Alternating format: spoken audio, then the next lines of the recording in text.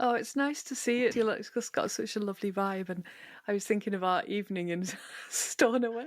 I've been telling people about that, and I was telling them too. I said, one of the coolest things is how we ended the night. I said, where Margaret sat is where I sat all by myself when I first got to Stornoway. So, you're kind of out of sorts, a little bit, not lonely, but just not really knowing what I was doing. I said, then I ended the trip with Margaret and me sitting across having a glass of wine after a great trip. Oh, well, maybe we'll talk a little bit about the ship just to start off, actually. Oh, So, sure. The first thing I ever saw of you on YouTube was with Sean Tucker. oh yeah, And I said yeah. how good it was, and you said how nervous you were. That's how I Yes, feel. but isn't it funny, Debbie? Isn't it funny? This is the thing. This is what I wrote about on Substack. This first post that I finally put out after 2 years. That it's like everything you do now, like me on this podcast and talking, it's like nothing now. It's kind of like, yeah, I can just jump on a few minutes early and it's fine to go. Whereas when I started, I used to have like notes and like loads of things open and loads of like bits stuck behind my computer and all of that, and I was so nervous. It's a good learning thing, isn't it, for everyone? It's like the same with everything, isn't it? If you want to like get good at something, just do it a lot. Jump in and do it a lot. Yep. Exactly, yeah. But anyway, so I've got Debbie Hartmann with me, and Debbie came on retreat with us in September, wasn't it? The retreat was the 11th through the 18th, That's and then right. I came to Stornoway a few days earlier. Yeah, so you had quite a bit of a longer trip, didn't you? Actually, it ended up quite a long trip, didn't it? Yeah, it took me 3 days to get home. I was like, well, here I am. So I spent 11 hours at the airport only to be brought back to a hotel. And then the next day I got to Glasgow, and then the next day I got to Iceland, and then I got home to Minnesota.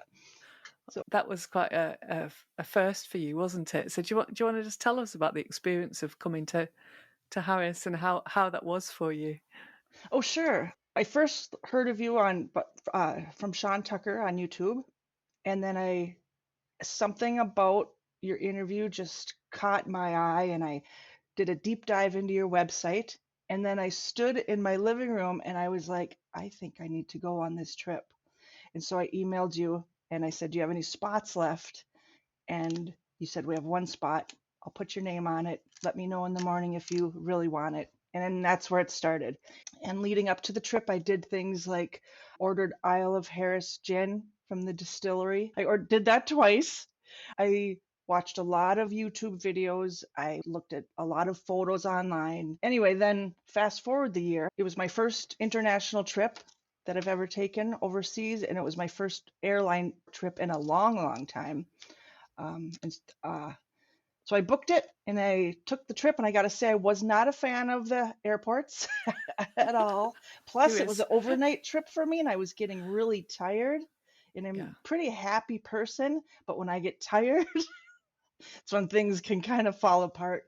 But then when I got to Stornoway, everything was better. And then I started just to get to know Stornoway. I took the ferry. I just took it as a trip. Yeah, I just got on it, took the trip to, where does it go? Ullapool. And I never even got off. But I got right back on to come back. I knew there was something. I knew there was something about you when you put that on. We have a WhatsApp group before retreats.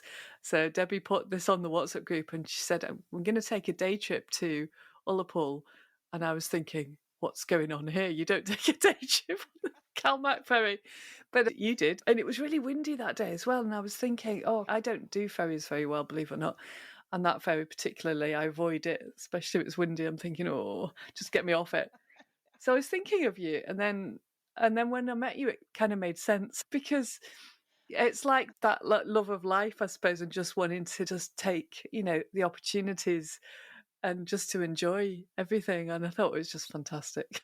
Yeah, it was fantastic, and it was beautiful. And the wind on the way back, it was so windy. I went up where you can go outside, and I could barely stand. I was hanging on to the benches, and you couldn't walk hardly at all. You walked like just like a drunk person, and hanging on. And I loved every second of it. I was like, this wind is amazing. And just quickly, the retreat, you embrace that in the the same manner as the Kalmak Ferry, I think. Yes, yes. I loved everything about the retreat. And one of the things that drew me to it in the first place was that it wasn't going to be all this pressure of go, go, go. It was really a retreat. And that's what I kept trying to explain to people too that knew I was going on this. I said, this isn't a bam, bam, bam, bam, you got to do all this and it's stressful, and everything. I said it was actually a retreat and there was time for relaxing. If you didn't want to go to an activity, you didn't have to. I went on everything because I was really looking forward to everything. The reason that I wanted to invite you on to speak on the podcast actually was because I was really drawn to the story that you told us in Schoon Art Cafe actually, and the way in which you naturally connect to your creativity. So it's just a total intuitive, natural ability to do whatever it is that you want to do, but also it like reflects your personality, and that's quite a rare thing because most people are influenced by what they should be doing or what everybody else is doing. Do you see what I mean? So they find it quite hard to do their own individual projects that are really quite unique. Do you want to just tell us a story actually? Because it's probably better coming from you. Just a little bit about the project you did with the umbrella. Sure. So this started out when my wonderful mom, Sandy, got sick and she had Parkinson's, which then eventually turned into you can get dementia with Parkinson's. And so that's what happened. And my parents had also recently moved from the house that we lived in for 40 years into a big townhome. So since she was getting weaker and her legs weren't working as good, and she was still had all her facilities, but we knew her memory was going to be going. And so I went over there. She called me up to go help her clean her bedroom. So I was in there talking to her and going, and then she said to me, could you go get the vacuum? And because it was a new townhome, I didn't know where the vacuum was. So she told me the room to go look in. And when I'm looking for the vacuum, I found this big pot, a big tall pot, and with a red handle sticking out of it. And so I went over and picked it up, and it was this beautiful red umbrella. And I could tell it was an older one, and it had a handle that it's plastic, but it looks kind of marble. And so I was immediately drawn to it. So I forgot about the vacuum and went to her bedroom and I said, where did you get this cool thing? And she said, that was my mom's, and which was my grandma, who had died a few years previously.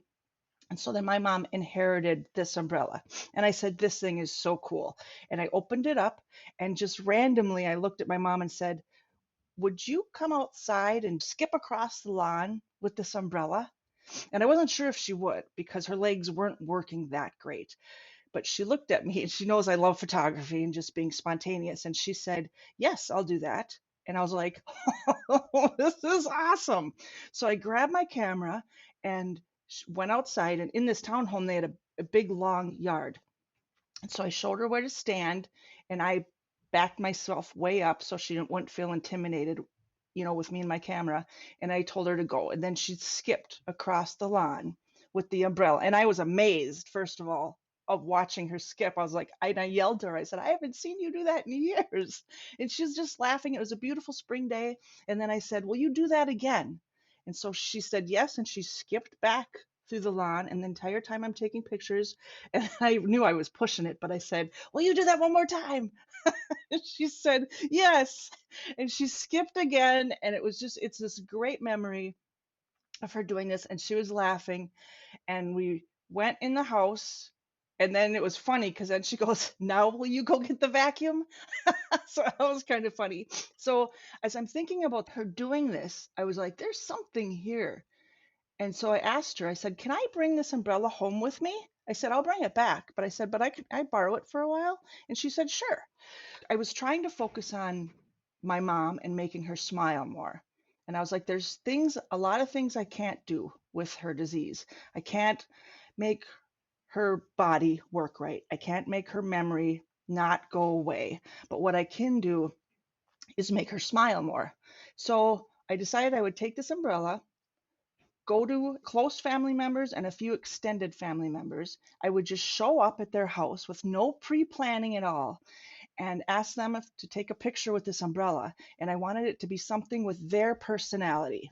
Nothing of mine, no preconceived notions, but something that showed them. And then I would put it together as a collection and give it to my mom, so that it was my way of, first of all, doing a family thing, but also showing my mom that we were all rallied around her and that we just loved her, because her family was, that was her hobby, was her family her whole life. She took care of just all of us. So I made myself some deadlines. It was spring, and I made myself a goal of kind of like early fall to get this done, because I knew that it would also make great Christmas presents for the extended family. So I kind of made a list of who I wanted to be in this project, which ended up being a book that I made. I'll preface it with that. But I showed up at like my brother's house unannounced. Him and his wife were out gardening, and that's where they spend a lot of time. And it's probably my favorite picture in the book is his wife. My brother's holding the umbrella, and at first he was just trying to be real macho and cool with it and do some muscles kind of thing. Then his wife was like, knock it off. And she sprayed him in the face with the hose. And it's my favorite picture, I think, of the entire project. And then I showed up at my niece's husband's house, and he got in a boat with he's a hunter, and he put his camouflage on, got his gun, which I'm not a fan of the gun at all, but I was like, this is about them. I had to remind myself. And is holding the umbrella in his little tiny fishing boat with his gun in his lap. And I just kept going like this. I went to my niece. I showed up at my niece's work. She was a waitress at Perkins, and was 9 months pregnant. Took a picture of her, and then the baby was born a few weeks later. And so then I went back and took a picture of the baby laying with the umbrella, and my niece with her rabbit. There's a picture of me. A little side story. I used to take naked Christmas pictures where all I had on was like a hat and shoes, and I sent them to everybody. And like I had one where I had a hard hat, a tool belt, and work boots. And I dragged a vacuum cleaner into the woods way deep, because I was like, no one can see me doing this. And I pretended to vacuum up a tree. And then the caption on the picture was, doing my part to keep America's forests clean. And that was my Christmas card for the year. So since I was kind of known for that, I took a picture of myself jumping off of rocks. It was in northern Minnesota at a campsite where I was camping by myself, and with the umbrella holding, covering all the parts nobody else should see. But you could tell that I only have a hat and shoes on. So that's my picture in the book. Everyone's Googling your name now to see these pictures at this point. If any of your listeners want to see them, because they're just fun, I put them on my website. Oh, brilliant. Yeah, which is What's the just, website, you the can either name? Google Debbie Hartmann.com, which is Hartmann, or heyhartmann.com, Heyhartmann. And it's under projects. And then it says Red Umbrella Project, because it's such a visual, but all the pictures in the book are on there. And just a side note about the one where I'm jumping and not wearing anything. After I was done, because it was a self timer, then I was just exhausted after doing it. And 2 minutes after I got all my clothes back on, I sat down in a chair. In the campsite next to me, this bus pulls up with 11 children and a mom and dad. And I was like, oh my, that was so cool. It was a family that they homeschool their children. They had 11. I counted them. Anyway, that was a side note. Anyway, so this was my project. And so then after I took all the photos, and meanwhile, as I'm doing this, my mom was getting sicker, and it was like, oh, I don't think she's going to be in her home that much longer. So it kind of sped up my process of, I picked one photo of everybody, cropped it as a square because I just love square format, found a book company and turned it into a book. And I ordered my mom and I a bigger version of it, like let's just say, I have it right here. It's probably like 10 by 10, let's just say. And then everyone that's in the book, their family got a 5 by 5 size, which I did use for Christmas presents. So that worked out well. But I wanted my mom to see her book first before anybody else.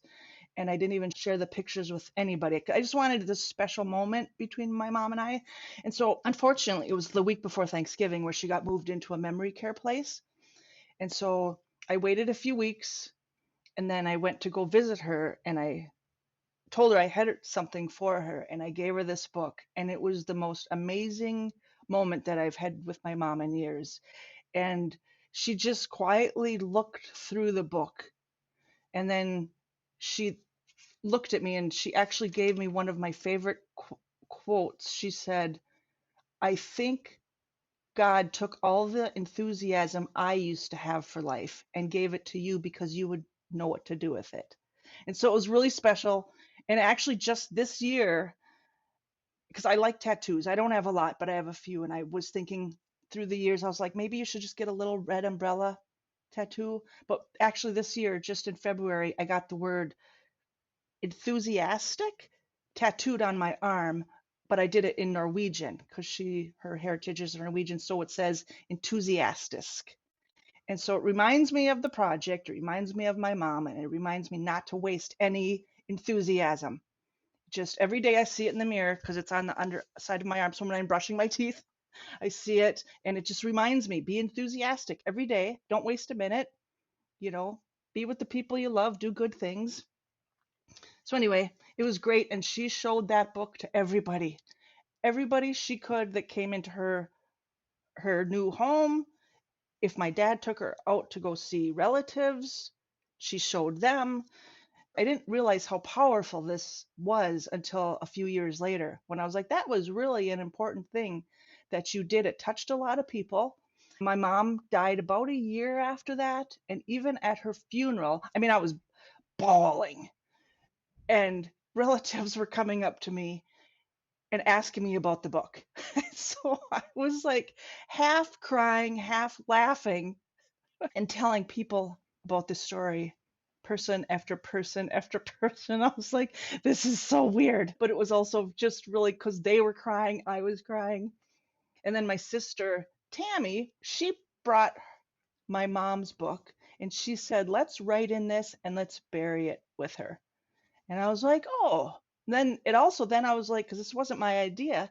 And I was like, this is really important. If Tammy wants to do this, but it kind of just brought everybody together. My mom's sister and her husband were in the book who aren't alive anymore either. So their memory is in there.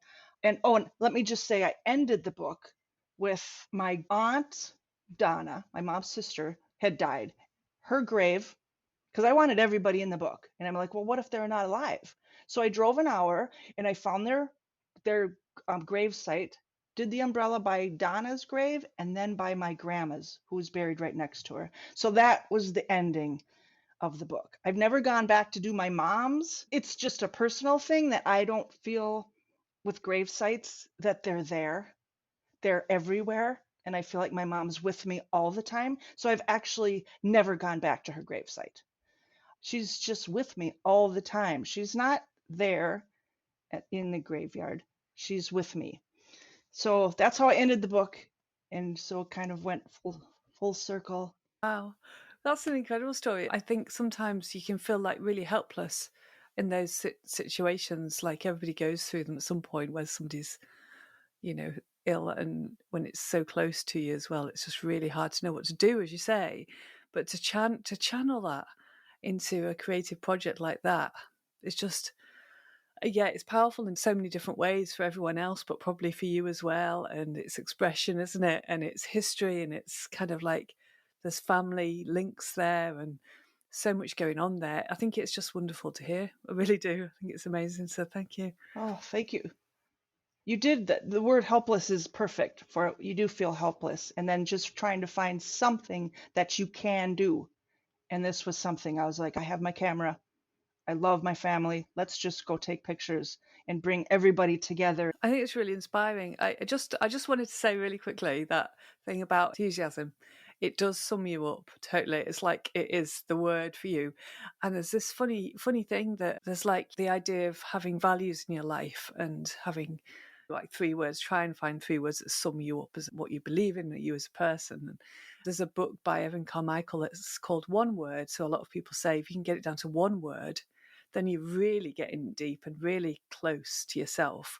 I can't do that. I still have got 3. But you've done it. You're just like, see, you're way ahead. I think you're right. It took me years to get that word though. It because I was like, what is it? And then it just hit me one day. Yeah. It's great. It really helps you define who you are, what you, even the way that you've done the project was enthusiastic. Literally the way you shot it was enthusiastic, so right. So I just adore that. So thank you. Thank you for sharing that. But there was another story. Do you mind sharing the other story? Because that Oh, was all sure. equally powerful, and that was about your friend. Yep. So this is actually something that's going on right now, and I think this was also another feeling helpless and figuring out what I can do. So I have this good friend, Lisa. I'm on a dragon boat team, which is a team of people paddling all together. And Lisa and Karen are my coaches, and they're just wonderful, wonderful people. And I've always been drawn to being friends with leaders. And so it shouldn't surprise me that I became very good friends with them. And Lisa is one of the healthiest people I know, which this is just one of those life is you just never know what's coming your way. She's healthy, she takes care of herself, she teaches yoga, just a phenomenal human being. And in May, we had our very first practice, and I remember looking at Lisa and thinking she's just glowing. She looks healthy, she just looks fantastic. And I was like, you need to tell her that. But then 2 days later, she ended up having a seizure, which then fast forward to tests, she has brain cancer, which is it's a terrible form of brain cancer. It's fast growing. She's going through a lot of treatments and things, but our team was rallying around her. It was about 28 of us, and people were one of the things they said, we're going to do a food train for Lisa. And I guess a food train is where people sign up to bring her food at different. They were leaving it outside in a cooler, and I was like, oh, that's so not me. It was like I could barely feed myself. Lisa knows that. And I was like, if I do anything, I'll get like frozen corn dogs because I love corn dogs and Lisa loves corn dogs. And so I was like, that's not really something I should do. So I made a list of what Lisa and I had in common, things I could do. And then I came up with, well, I love to take pictures. She knows I love to take pictures. We've gone on, me and this group of 3 other gals have gone on a lot of trips in Minnesota. We've done like some winter camping. Every winter we go somewhere. I have all kinds of pictures. So I sat down one day, went through my computer and put all the pictures of good memories into a folder called Lisa. And it was probably 250 pictures, and it's some of her friends. It's also just a few random nature things, especially if they're funny. Because I was like, I want to make Lisa just like my mom. I want to make Lisa smile and I want to make her laugh. And then I also want to just have some meaningful pictures because she also is a nature and animal lover. So I have a printer that I had bought a few years ago, and I have postcard paper. So what I did and what I'm still doing is I think I started this end of June, beginning of July, when we found out for sure what kind of cancer Lisa had. Every other day consistently, I have sent her a postcard. I print the pictures, whether it's her or her best friend or a trip or anything, and I keep it simple because I was like, if you're going to do this every other day, you have to keep it simple. So I have a little table as I walk into my apartment, and sitting there is the postcards. They're pre-printed, or pre-printed, and when I run out, then I print a whole nother set. And I have a ruler so I can do the little line on the back of the postcard. I have the stamps sitting there, and I have a pen sitting there, and also her address, which of course is memorized now. So I come in and I look at my calendar, so because I have on my calendar the postcard days so that I don't miss doing every other day. And I'm almost on my 50th postcard, I think. So anyway, then I just mail them off. And some days I come home and I'm just tired. And I'm like, oh, you just can't. And then I'm like, oh, poor you. Poor you. Do you have brain cancer? Do you have a roof over your head? Do you have food? I'm like, get over your pity party. You can walk down the hall with and mail the postcard. So anyway, I just give myself that self-talk if I'm feeling tired. But anyway, she loves them. She started getting them. And of course, when she first started getting them, didn't know it was going to be a regular thing. Now she knows, of course, they make her laugh. She loves the funny ones the best of all because I wasn't sure at first. I was like, does she want humor? And if she has some treatments, if she's not going to feel good. But anyway, she loves them. And sometimes she takes pictures of them and sends me her favorite ones that made her laugh out loud. And then there's good memory ones. I'm including a lot of her other friends and some pictures of our team. And sometimes I'll send her, like I recently sent her a random sheep picture that I took and some chickens. Anyway, so that has been important for me because I feel like I'm doing something. I'm making her smile or feel good. And I want her to know I love you so much. I am always thinking about you every single day. And she loves getting them. And she told me, I saw her a few weeks ago and she said, really enjoying going to the mailbox every day. And she's home a lot too. She can't drive because she's had a few more seizures. And so she can't drive. So she's home a lot and relies on other people to bring her around. So I'm bringing her a little bit of joy through her mailbox, which has been really fun. Even though it's a sad situation, you don't know what the future is. But anyway, so that's what I'm doing right now. And it when I first was telling you and the others at that cafe about these projects, I didn't realize till later that they're kind of related. How I was trying to make people feel good with me feeling helpless, feel them good, and know that how much people love them with photographs. Yeah, they're very related. They're the same thing. It's you being you with your with your enthusiasm, and you're using your creativity to something at a time when, yeah, most of us just don't know what to do. We might even ask the person, what can I do? Well, it's not very helpful, is it, when you ask somebody? But to be able to come up with something that, oh man, even just getting a few of those postcards would be just incredible. I think anybody getting any post these days it's not a bill, just a joy, isn't it? But then to have all that effort, just knowing somebody's going to that effort, I just think it's amazing to have thought of it. Just to have been able to think to do something like that. It takes a special sort of person to do that. And I think there's probably a career for you in like finding projects for people who don't know what to do. And there's so many times in life, isn't there, we just don't know what to do. We don't know what to do for ourselves, for other people. It can go two ways, can't it? You're feeling awful because of something that's happened in your life, or because something's happening to somebody else. So you're feeling that. We don't know how to express it. We can't think. You sort of get a bit frozen. But it strikes me that you go the opposite way. You don't freeze. You tap into your creativity.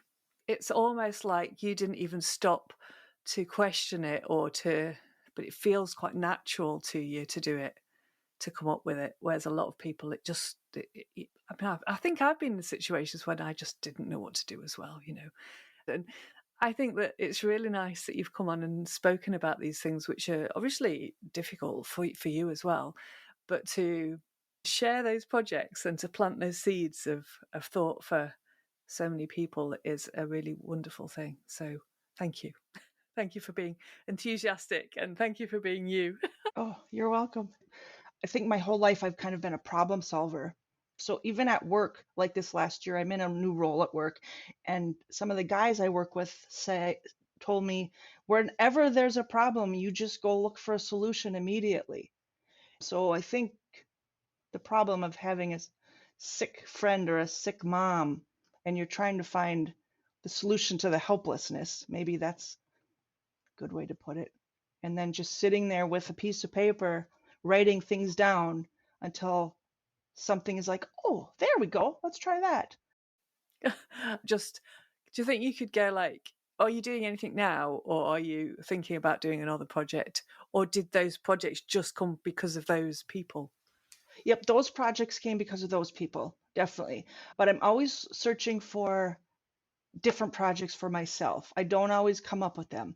I live in Minnesota, which is a cold place in the United States, and there's the winters. We get a lot of snow, and I don't really participate in any snowy activities.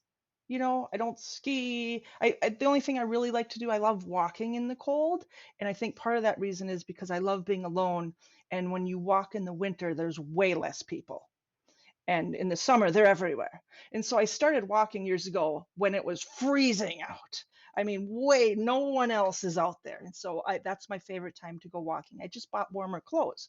And so then I was thinking a couple of years ago, actually, I think it was 4 years ago now, I was like, how can I start to like winter better? And there was a photographer from Canada that I started following, and he was taking pictures of snowflakes. And when I used to be a preschool teacher, I was a preschool teacher for 34 years. I would teach my kids about snowflakes, and I was teaching them from this guy. And then I said, I want to do that someday. So, anyway, fast forward, I've been teaching myself how to take pictures of snowflakes. And so I have a little deck and I have a table out there and I have a whole setup with it's a board with lights clamped to it. And I bought a lens that's almost like a microscope so I can get super, super close. And I taught myself how to focus stack in Photoshop, which is you can't take a picture of a snowflake how I do. It's called with reflective light and get it all in focus. You have to like take pictures of this. You can't even tell I'm moving. But then you go to your computer and you put it all together into the snowflake. And they are so beautiful. Like if someone was watching me at my computer, look at these pictures, this is how I sit. I just sit and I shake my head. And someone would think, oh, she doesn't like those. But no, I'm shaking my head because I can't believe the beauty that I'm looking at, that this fell from the sky and it is so gorgeous. So, anyway, the last 4 years, I've been doing that, and every year I get a little bit better. So, anyways, so that's my project, and then I would like to turn that into some sort of book also. That's Do you know? Do you know when you were just talking that it strikes me as you're doing the same thing. You're doing the same thing as you did with the other projects, but you're doing it for yourself. So like you had a problem. You were like, how do I make myself feel better? yeah, in this cold winter. Yeah, it's the same way that your brain's working but it's just for yourself. And that's a really powerful thing to do. If we thought like that, if people thought like that and that real positive, it's that positive energy, isn't it? What can I do to lessen my dislike of winter? And then do a creative project. So you've got those three things going on that really positive, and I love it, and I just love it all. Oh, thank you very much. And it worked. It actually worked. I love winter now, and now I can't wait till it snows. Yeah, and I made it easy too. I just have this board now, and I have a plug-in outlets out there, and I just bring it all out. And I have socks now with batteries in them, so they heat up, and I have gloves that heat up, and I have all these warm clothes because when you're out there and it's hard, it's like the ocean. I can't bring myself in. And so then I stay out there till I'm shivering and I have to get straight into a bathtub. And I'm like, why did you stay out there so long? I'm like, because it was beautiful. But every year I get better and I get a little bit more warm clothing. Oh, Debbie, that's just brilliant. Thank you so much. I just think that's a real great thing for people to hear about. So thank you for joining me today. I'm so glad you came on the retreat and I met you. You're just a wonderful person. The retreat was, first of all, I call it a trip of a lifetime, but it's not going to be my only trip out there. I already have at work, I have this thing, my sister made it for me. It says Scotland is calling and I must go. She just printed it off the computer. And so after the trip, I added the word again. Oh, totally. Oh, that's good news. That's good news for Scotland. Scotland, watch out. Well, thank you so much. Lovely to chat with you, Yes, Debbie. Thank you. yes. Thank you, Margaret.